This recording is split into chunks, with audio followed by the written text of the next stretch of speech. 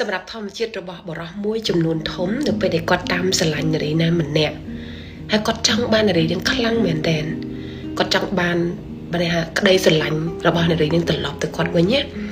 ទោះបីជាគាត់មានមុខមាត់ឋានៈបុណ្យស័ក្តិទូនាទីមិនថានៅក្នុងការងារឬក្នុងសង្គមប៉ុណ្ណាទេនៅចំពោះមុខម្នាក់ស្រីហ្នឹងនារីម្នាក់ហ្នឹងគាត់ត្រឹមតែជាបរោះសាមញ្ញម្នាក់គត់ថ្នាំដុសធ្មេញ CC ធម្មជាតិកំចាត់បញ្ហាឈាមអញ្ចាញស្រាវធ្មេញមួយឈុតប្រាប់បានពេញមួយឆ្នាំដឹកជញ្ជូនហ្វ្រីទូទាំងប្រទេសគាត់អត់នឹង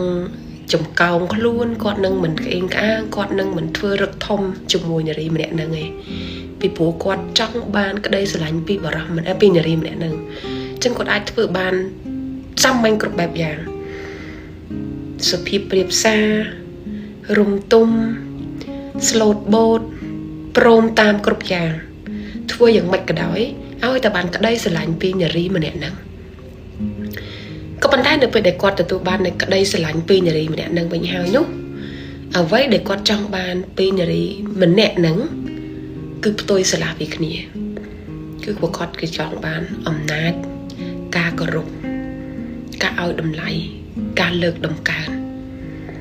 ពីព្រោះថាធាតុពិតរបស់មនុស្សប្រុសជាធម្មជាតិអ្វីដែលគាត់ចង់បានធំជាងគេគឺអំណាចនេះមិនមែនសំដៅទៅលើអំណាចគ្រប់គ្រងសង្គមជាតិឬក៏អំណាចទៅជន់ឈ្លីអ្នកដទៃទេតែចង់សំដៅថាលើភាពអង់អាចក្លាហានឲ្យមើលទៅគាត់ជាមេគាត់ជា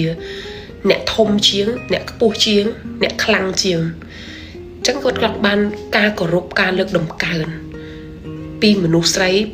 ពីដៃគូរបស់គាត់ហ្នឹងនៅពេលដែលគាត់បានក្តីស្រឡាញ់ពីនារីម្នាក់ហ្នឹងហើយក្រៅពីអំណាចជាធម្មជាតិរបស់មនុស្សប្រុសគឺគាត់ចង់បានកិត្តិយសបើទោះបីជាអ្នកជានារីបកែខ្លាំងរឹងមាំប៉ុណ្ណាក៏ដោយ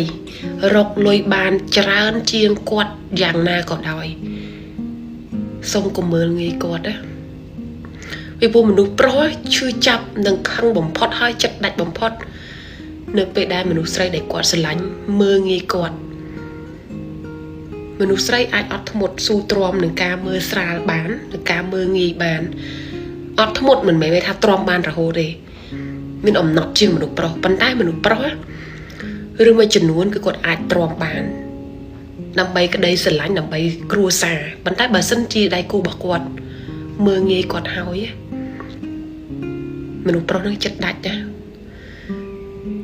គាត់នឹងដើរចេញទោះបីជាគាត់ស្រឡាញ់មនុស្សស្រីនឹងប៉ុណ្ណាក៏ដោយ